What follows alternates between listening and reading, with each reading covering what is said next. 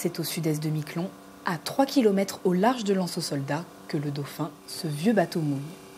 Un endroit propice à la pêche au flétan, et ça tombe bien. L'objectif aujourd'hui, attraper 11 de ces grands poissons plats pour les marquer à l'aide de ces balises. La petite balise, elle va être portée par le poisson pendant toute l'année. Et puis, au bout de l'année, ça va être programmé le 1er août 2024.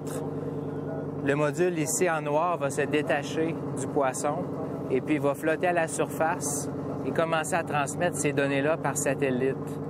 Et puis nous, ce qu'on cherche à faire, c'est revenir à ce moment-là pour essayer de récupérer les balises qui flottent à la surface de l'eau, nous permettre d'obtenir toutes les données.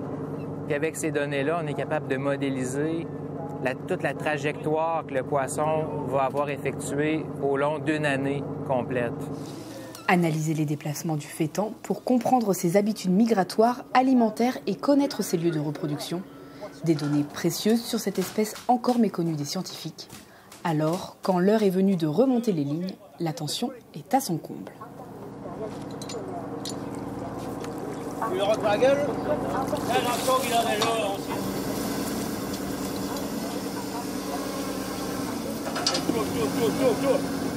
Une fois remonté, le flétan est mesuré. C'est bon là 1,73 m. Puis la balise, vite posée sous sa nageoire dorsale. C'est bon? Oui, c'est bon.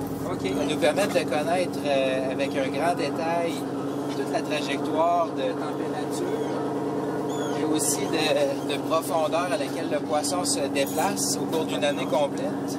Ça nous permet, par exemple, de comprendre où se trouve l'aire de reproduction du poisson qui est en hiver, puis autrement très difficile à estimer. Le balissage est effectué chaque année depuis 2018 dans le cadre de l'opération Flamenco, une coopération internationale entre la France et le Canada. Elle permet d'améliorer les connaissances biologiques du flétan pour garantir la préservation de l'espèce.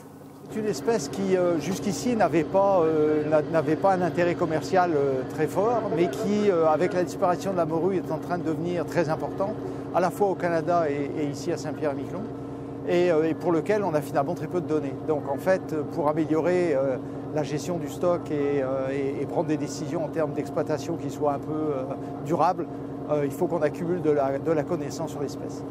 Aujourd'hui, mission quasi accomplie, 8 poissons ont été marqués. Les pêcheurs et scientifiques doivent désormais repartir en mer pour récupérer les balises déposées l'été dernier.